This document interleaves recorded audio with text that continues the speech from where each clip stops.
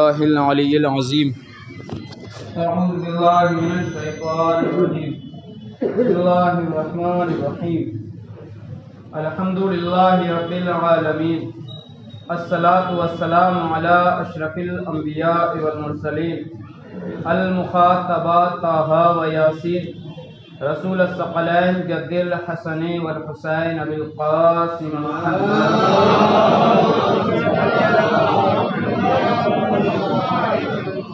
وآلہ الطیبین الطاہرین المعصومین المظلومین المنتجبین المنتخبین ولعنۃ اللہ علی اعدائہم اجمعین اما بعد فقد قال رسول اللہ صلی اللہ علیہ وآلہ وسلم بسم اللہ الرحمن الرحیم من مات ولم يعرف امام زمانہ فقد مات میتۃ جاہلیہ صلوات پڑھیں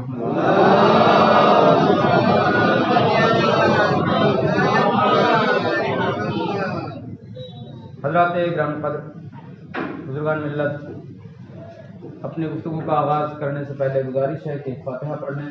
مرحوم کا نام ہے ارشاد علی ابن ناظم حسین اور رفتار حسین ابن ناظم حسین۔ ایک پڑھوا لیا کرو ناظم حسین، اپنی دونوں کی بھی نہیں پڑھی جانے کی۔ ایک پڑھ لے پھر بعد میں ہم بتا دیں آدمی۔ چلو ٹھیک ہے، آپ کی بات مان لی۔ چلو ٹھیک ہے۔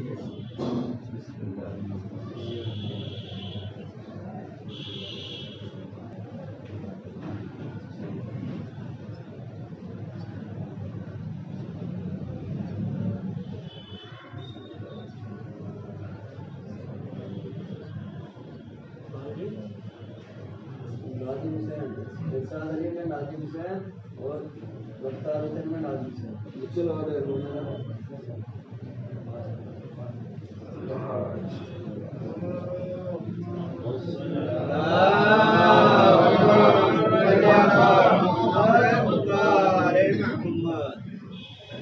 حضرات گرامی قدر، سدھا شکر گزار ہمیں ہونا چاہیے کہ خالق کائنات نے ہمیں اس دنیا میں انسان بنا کے بھیجا،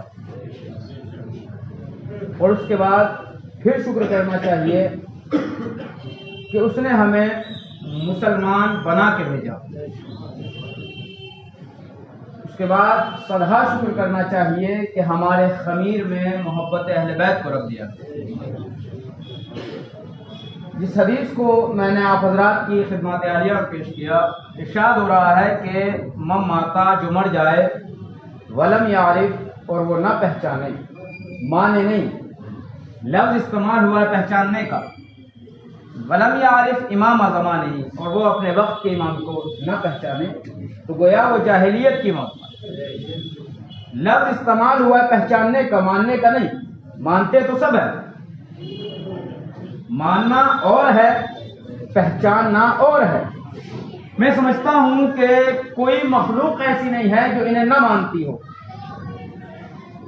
انسانیت کی کوئی قوم، کوئی فرقہ، کوئی ریلیجن میں ایسا نہیں ہے کہ جو ان اہل بیت کو نہ مانتا۔ ماننا اور ہے۔ ابھی گجرات میں بھاؤ نگر کے پاس ایک بستی ہے چماڑی کر کے، وہاں پر کافی ٹائم پہلے ایک بزرگ، ایک بوڑھا رہتا تھا جو قوم کا جو تھا اسے چمار تھا، لیکن اس کے یہاں ایک کرامت تھی، وہ یہ کہ جس کے گھٹنوں میں درد ہوتا تھا اس کے پاس جاتے تھے، شفا یاب ہو گیا، نہ دوا دیتا تھا نہ کوئی علاج وغیرہ بتاتا تھا، بس 3 دن بلاتا تھا، کہتا تھا ناریل لے کر آؤ اور اگربتی، اسے لیتا تھا، پھوڑتا تھا اور اگربتی جلا کر اتفاق سے کوئی اپنوں میں سے وہاں پہنچ گیا، جو پیشنٹ ہوگا گھٹنوں کے درد سے پریشان ہوگا، وہ وہاں پہنچا۔ اسے جانے کے بعد بوڑھے نے دیکھا اور پہچان گیا، کہنے لگا تم مسلمان لگتے ہو۔ کہاں مسلمان؟ کہ کون سے والے؟ یہ والے یا یہ والے؟ کہنے لگا ہم یہ والے ہیں۔ کہ اچھا، کہ پھر تو تمہیں یہاں آنا ہی نہیں چاہیے تھا، تمہیں یہاں آنا نہیں چاہیے تھا۔ کہ کیوں؟ کہ جو میں کرتا ہوں وہ انہی کے وسیلے سے تو کرتا ہوں، ان کی محبت، ان کی معرفت مجھے ہے، کہ میں کوئی منتر نہیں پڑھتا۔ کہ پھر کیا کرتے ہو؟ کہ میں پہلے دن ناریل لیتا ہوں اور کہتا ہوں کہ جس نے شہزادی فاطمہ کے کو اذیت پہنچائی اس پر لعنت اور پھوڑ دیتا ہوں. دوسرے دن پھر بلاتا ہوں, ناریل کو لیتا ہوں, کہتا ہوں جس نے شہزادی کے دروازے میں آگ لگا اس پہ لعنت, پھر پھوڑ دیتا ہوں. تیسرے دن ناریل پھر منگاتا ہوں, کہتا ہوں جنہوں نے اس کی مدد کی اس پہ لعنت. تو اس طریقے سے تیسرے دن شفایاب ہو کے چلے جاتے ہیں. تو اسے کہتے ہیں معرفت. عزیزو, وہ اس در کا نہیں ہے, لیکن چونکہ معرفت تھی تو کرامت ملی. لیکن اب ہمیں اپنا محاسبہ کرنا ہے کہ ہم مستقل اس فرش پہ آ کر بیٹھتے ہیں کہ اس فرش پہ سیدہ خود آ رہی ہیں. پھر کیا وجہ ہے کہ ہمیں نہ ہماری عبادتوں میں لذت ہوتی ہے, کسی کام میں ہر انسان کا یہ سوال کہ ہمیں ہمارے کاروبار میں برکت نہیں, ہمارے امور ہمارے گھروں سے مشکلات جاتی نہیں. پھر وجہ کیا ہے؟ اس کا مطلب یہ ہے کہ ہم مانتے تو ہیں معرفت امام نہیں ہے, معرفت اہل بیت نہیں ہے. معرفت اور شے, معرفت حاصل کیسے ہوتی ہے؟ جناب موسیٰ کا زمانہ ہے, جناب موسیٰ گزر رہے ہیں جنگل سے, کیا دیکھا کہ ایک چرواہا ہے اور بیٹھا ہوا ہے بکریوں کو چرا رہا. جناب موسیٰ اس کے قریب گئے, سلام کیا اور کہا کہ یہ بتاؤ کیا تمہارے پاس کچھ کھانے کو ہے؟ کہنے لگا کھانے کو تو نہیں ہے لیکن میں انتظام کر دوں گا. کہ کیسے کرو گے؟ عصا ہاتھ میں تھا, عصے کو لیا, پتھر پہ مارا, پتھر دو حصوں میں تقسیم ہوا, ایک سے پانی نکلنے لگا, ایک سے شہد نکلنے لگا. اب ایک مرتبہ جناب موسیٰ سیراب اس کے بعد چلے, اس سے کوئی سوال نہ کیا, پہنچے کوہ طور پر. کہا یار میرے پروردگار یہ بتا نہ وہ نبی ہے نہ پیغمبر, پھر اس میں ایسی کیا خاصیت ہے جو اسے کرامت عطا کی ہے تم نے؟ کہ میں اس کی کچھ خصوصیت, اس کی کچھ عادتوں سے خوش ہوں. کہ اس کی عادتیں کون کون سی عادتوں سے؟ کہ پہلی عادت تو یہ وہ چغل خوری نہیں کرتا, اللہ اکبر, وہ غیبت نہیں کرتا. ہمارے شکایت سے تو ہمیں کرامت کیسے ملے؟ کیا ہمیں تو مزہ آتا ہے, کسی نے غیبت شروع کی, دوسرا کہتا اچھا اور بتاؤ پھر کیا ہوا. یہ تمام چیزیں ہیں, ہم غیبتوں سے خوش ہوتے ہیں. نہیں, شریعت یہ نہیں کہتی. شریعت کہتی ہے اگر کہیں غیبت ہو رہی ہے تو وہاں پر روک دو, کہ بھائی چپ ہو جاؤ, یہ بات یہاں مت کیجیے. اگر آپ نہیں کر سکتے تو وہاں سے اٹھ کے آ جائیے, نہیں اٹھ سکتے تو اس طرف متوجہ مت ہوئیے. تمام چیزیں ہیں. کا پہلی چیز کہ وہ غیبت نہیں کرتا. غیبت کا دیکھیں صرف کرنا حرام نہیں ہے, سننا بھی حرام ہے. اچھا ایک چیز ہوتی ہے ہمارے, شاید میں نے پہلے بھی اس کی تشریح کی تھی, ایک چیز ہوتی ہے غیبت, ایک ہوتا ہے بہتان. ہم جو ہیں بہتان کو غیبت سمجھتے ہیں. کیا کہتے ہیں کہ مولانا یہ غیبت تھوڑی ہے تو اس کے اندر ہے یہ برائی تو ہے, اس کے اندر یہ خامی تو ہے, اس کے اندر غیبت ہے ہی اس چیز کا نام. غیبت کی ڈیفینیشن یہ ہے کہ اگر کسی میں کوئی برائی ہے, کوئی خامی ہے, اس کو بیان کرنا غیبت کہلاتا ہے.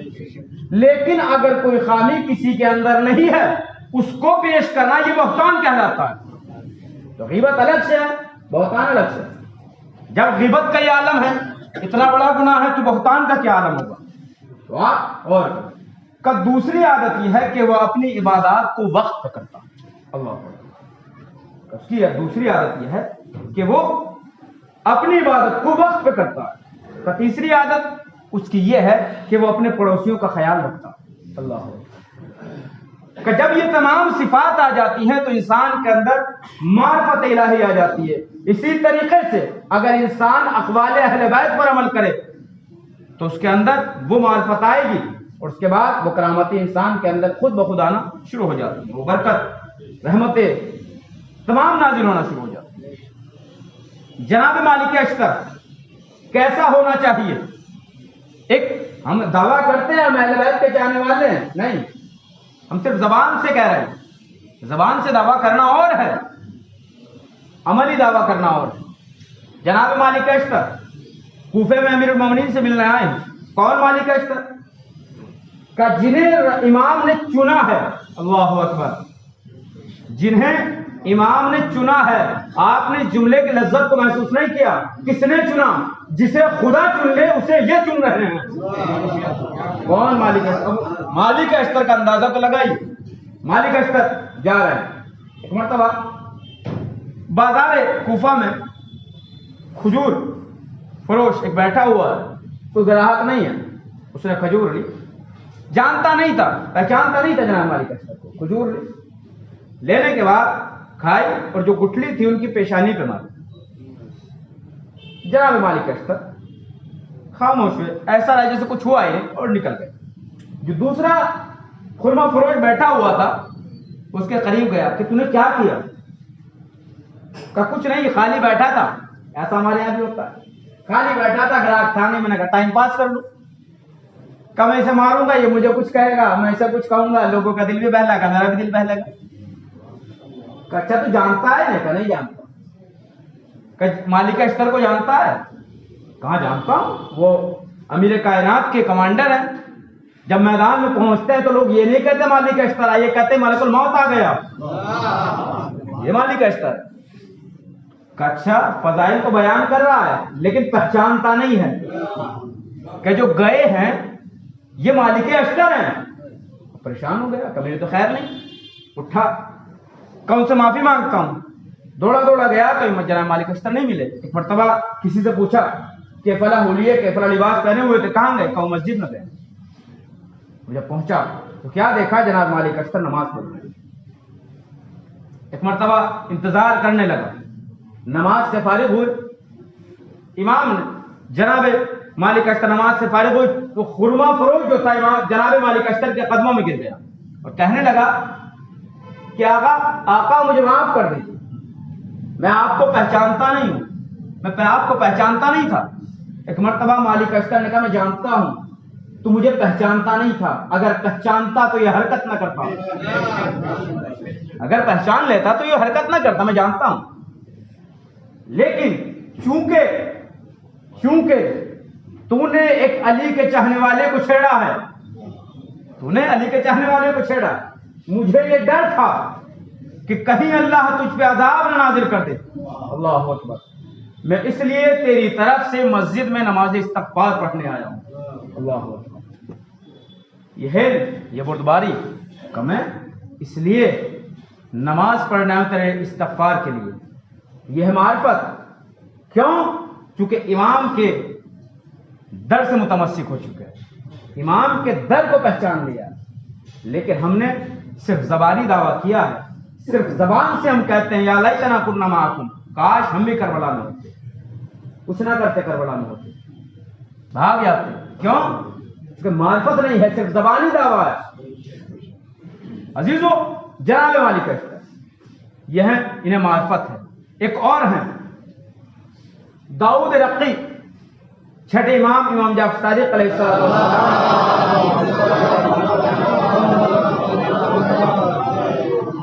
اب آپ پہچانیے گا معرفت کسے کہتے ہیں.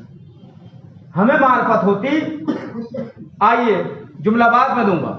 جناب داؤد رقی پہنچے امام کی خدمت میں, کم مولا زمانہ بڑا عجیب ہو گیا, لوگ امامت کے جھوٹے دعوے کر رہے ہیں. امام نے کہا پریشان نہ بیٹھ جاؤ. غلام کو کہا کھجور لے کر آؤ, داؤد رقی آئے ہیں. اللہ اکبر. آپ اندازہ تو لگائیے, جن کا استقبال امام کرے انہیں کہتے معرف امام, انہیں کہتے معرف اہل بیت, جنہیں معرفت ہوتی ہے اہل بیت کی. ایک مرتبہ کھجور منگائے, امام نے کھجور کو لیا, دہن میں رکھا, گٹھلی کو نکالا, زمین میں دبا دیا. اب زمین میں دبایا تھا کہ پودا نکلنا شروع ہوا. اللہ اکبر. پودا نکلا, بڑھنے لگا, بڑھتے بڑھتے درخت بنا. درخت بننے کے بعد کھجور آنے لگی, پھل آنے لگے. ایک مرتبہ امام نے کہا پھل آ گئے ہیں داؤد, پھلوں کو کھاؤ. اب جو کھجور کو توڑا, کھایا, اب نکلنی چاہیے تھی گٹھلی, لیکن گٹھلی نہیں نکلی. ایک رقعہ نکلا. رقعہ کہتے جیسے صرف ہوتی, پرچی مڑی ہوئی. اب جو اسے کھولا, ایک مرتبہ امام نے کہا داؤد اسے پڑھو. اب جو پڑھا لکھا ہوا تھا اشہد ان لا الہ الا اللہ و اشہد ان محمد رسول اللہ, واشہد ان علی ولی اللہ. مرتبہ داؤد تھے، سوال یہ نہ کیا اللہ اکبر مولا یہ گٹھلی دبائی کیوں، یہ درخت نکلا کیسے، اس پہ پھل آئے کیسے، اسے کہتے معرفت امام. لیکن ہمارا کیا حال ہے، کوئی نئی چیز پتہ چل جائے، کوئی عالم ایک نئی چیز جو اس نے نہیں سنی، جو کبھی اس نے نہیں سنی، سننے کے بعد کیا کہتے ہیں کہ ہم نے تو کبھی سنی نہیں، یہ نئی چیز پیش کر دی. میرا سوال ہے کیا آپ نے جو خطیب آتے ہیں، بہرحال میں تو چھوٹا سا طالب علم ہوں، کیا آپ نے ان علماء سے زیادہ کتابیں پڑھی ہیں جو 15 سال 20 سال حوضوں میں اپنی پوری زندگی صرف کر دیتے ہیں؟ وہ آنے کے بعد اچھا طریقہ ہوتا ہے، ایک طریقہ یہ کوئی چیز آپ کو نہیں لگی، آپ اسے سوال کیجئے کہ مولانا کیا یہ کہاں ہے، یہ انداز بدل کر پوچھے. لیکن ہوتا کیا ہے، ہم نے تو کبھی سنا نہیں، یہ نئی چیز پڑھ دی. ہم تو پہلے تو کبھی ایسا ہوتا نہیں تھا، بھئی پہلے تو پتہ نہیں کیا کیا نہیں ہوتا تھا. بتائیے ہوتا ہے کہ پہلے ہوتے اتنے سال سے نمازیں پڑھ رہے، پہلے یہ چیز تو تھی نہیں، یہ کہاں سے آئی؟ سرکار اب اسی مثال دوں، دور حاضر کے ابھی زیادہ دن نہیں گزرے، پہلے تو ایام فاطمہ شان و شوکت سے نہیں ہوتے تھے. لیکن اب اگر کوئی کہنے لگے پہلے نہیں ہوتے تب کیوں کر رہے ہو؟ سرکار وقت بدل رہا ہے، تبلیغ کا طریقہ بدل رہا ہے، وہ زمانہ اور تھا، یہ زمانہ اور ہے. آپ محسوس کیجئے کوئی چیز نہیں لگ رہی ہے، آپ سوال کیجئے مولانا یہ چیز پہلے ہم نے نہیں سنی، یہ کہاں پر ہے، ہم جاننا چاہتے ہیں، کس کتاب میں ہے. طریقہ بدل لیجئے. سوال سے انکار نہیں کرتا کوئی ذاکر، کوئی خطیب، کوئی عالم، لیکن جو لہج ہے، جو نہج ہے، جو طریقہ ہے، اس سے انسان خفا ہوتا ہے. اور پھر دوسری چیز یہ ہوتا کیا ہے، پڑھا میں نے ہے، پڑھ میں رہا ہوں، سوال مولانا مثال دے رہا ہوں، کوئی ایسا واقعہ نہیں ہوا ہے، پڑھ میں رہا ہوں، سوال مولانا بھی سے کیا جا رہا ہے کہ مولانا نے وہ پڑھا تھا. بھائی جو میں نے پڑھا ہے مجھ سے پوچھیے. سرکار امام نے جب رقعہ نکالا کہا اسے پڑھو، کہا اشہد ان لا الہ الا اللہ اشہد ان محمد رسول اللہ اشہد ان علی ولی اللہ. میں کہوں گا مولا یہ کلمہ جو لکھا ہوا آیا ہے آپ کی امامت کی گواہی دے رہا ہے، اتنے لمبے پروسیس کی ضرورت کیا تھی؟ اللہ اکبر. زمین کو حکم دیتے، زمین کلمہ پڑھنے لگتی. یہ گٹھلی کا کھانا، یہ کھجور کا منگانا، گٹھلی کا نکالنا، زمین میں دبانا، پودے کا اگانا، پھل کا منگانا، پھل کو کھلانا، اس کے بعد رقعہ نکلوانا، کیا معاملہ؟ کہ میں زمانے کو بتانا چاہتا ہوں معرفت اہل بیت جسے ہو جائے وہ سوال نہیں کیا کرتا. اب دوسرا جملہ امام نے کہا میں بتانا یہ چاہتا ہوں کہ اگر ہماری فضیلت کو زمین میں دبا بھی دیا جائے تو اگل اگل کے بتائے گی کہ اہل بیت کسے کہتے ہیں.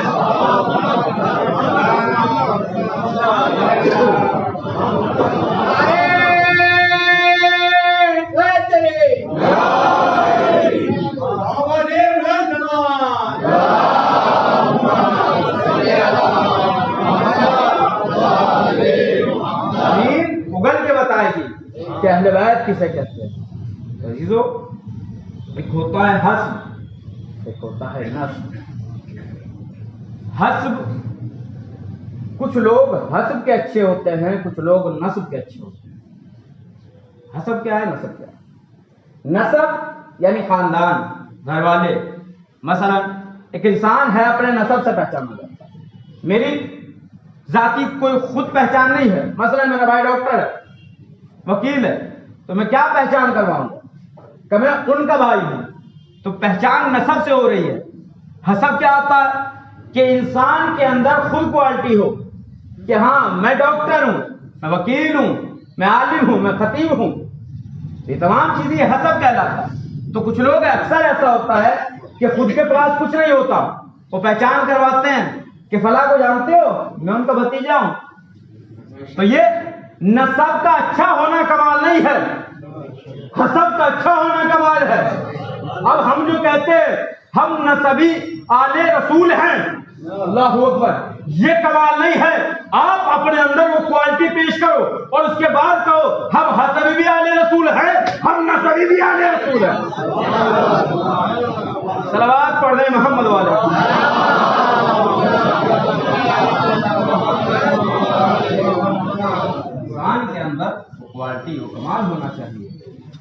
آپ اپنے حسب سے پہچان کروائیں اور پہچان ایسی ہو کہ دیکھنے کے بعد خود زمانہ کہے کہ ہاں یہ اہل بیت کا طرفدار ہے، اہل بیت کا پیروکار ہے۔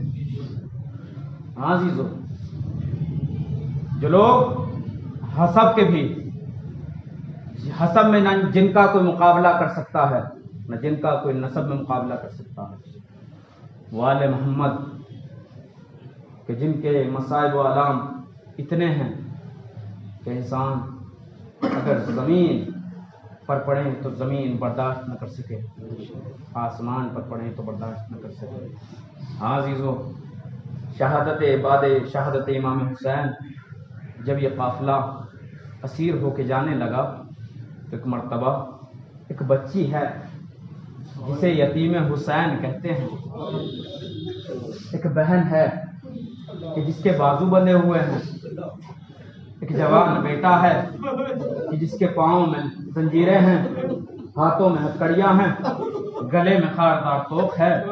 عزیزو بس ایک روایت پڑھوں گا، ایک مقام سے گزر رہے ہیں کہ ایک بچی یتیم حسین ہے نا، بیٹھ گئی، بیٹھنے کے بعد کہنے لگی پھپھی اماں پیاس مارے ڈالتی ہے، پھپھی اماں پیاس لگ رہی ہے۔ ایک مرتبہ شہزادی زینب نے جملہ کہا، میری لاڈلی سکینہ صبر کر، یہاں کوئی پانی پلانے والا نہیں ہے، اگر پانی مانگیں گے تو کوئی تماچے مارے گا، کوئی تازیانے مارے گا۔ عزیزو قیامت ہو گئی۔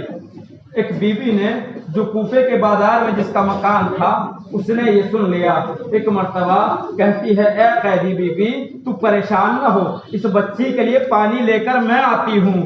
ہاں عزیزو، ایک مرتبہ وہ دوڑی ہوئی ایک کوزہ آب لے کر آئی، ایک مرتبہ سکینہ کو پیش کیا، سکینہ نے جیسے ہاتھ میں لیا، بی بی کہنے لگی اے قیدی بی بی بس اتنی گزارش ہے، جب یہ بچی پانی پی لینا تو اس سے میرے لیے کچھ دعائیں کروا دینا۔ عزیزو شہزادی زینب نے کہا سکینہ بیٹا رک جاؤ، پہلے اس کی دعائیں پوری کرو اس کے بعد پانی پینا۔ زینب نے کوزے کو لیا، ایک مرتبہ بچی نے اپنا چہرہ اٹھایا، اس کوفے والی خاتون کی نگاہ بچی کے کانوں پہ گئی، کیا دیکھا؟ کان زخمی ہے، رخساروں پہ تماچوں کے نشان۔ حیاکم اللہ حیاکم اللہ۔ عزیزو ایک مرتبہ وہ خاتون اپنی دعائیں کروانا بھول گئی، کہنے لگی جو دعائیں کروانا چاہتی تھی اب وہ دعائیں نہیں کرواؤں گی، بس ایک دعا یہ کر دو کہ جیسے تم یتیم ہوئی ہو ایسے میرے بچے یتیم نہ ہو۔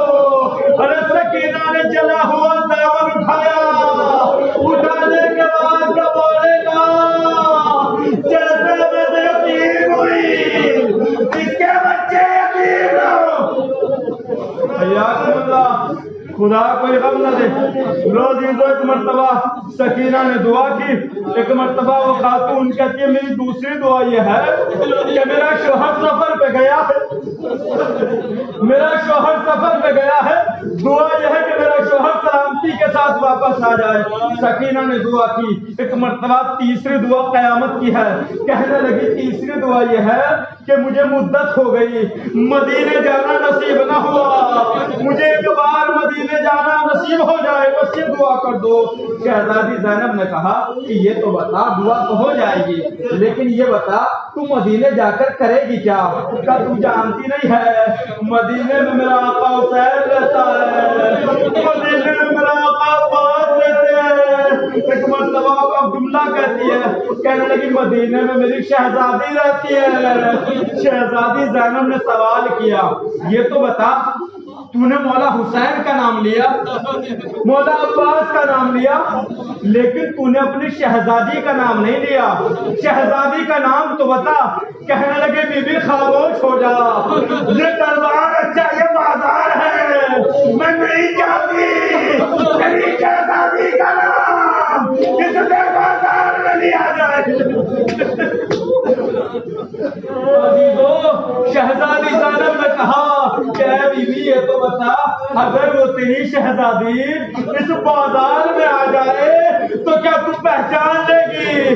ارے بی بی سے برداشت نہ ہوا، جلال آ گئی، کہنے لگی سنو قیدی بیوی، دعا نہیں کرنی تو مت کرو، لیکن ایسی مت دعا نہ دو۔ ارے زینب نے بالوں کو ہٹایا، کہے رکنا حبیبہ، تیری شہزادی زینب، یہ مازار کوفہ ہے، ابھی دربار میں جانا ہے، وہ دیکھ تیرا حسین، وہ عباس، وہ اکبر، ہم غریب ہو گئے، ظالم بابنانا کی امت نے ہم پر ظلم و ستم کیا۔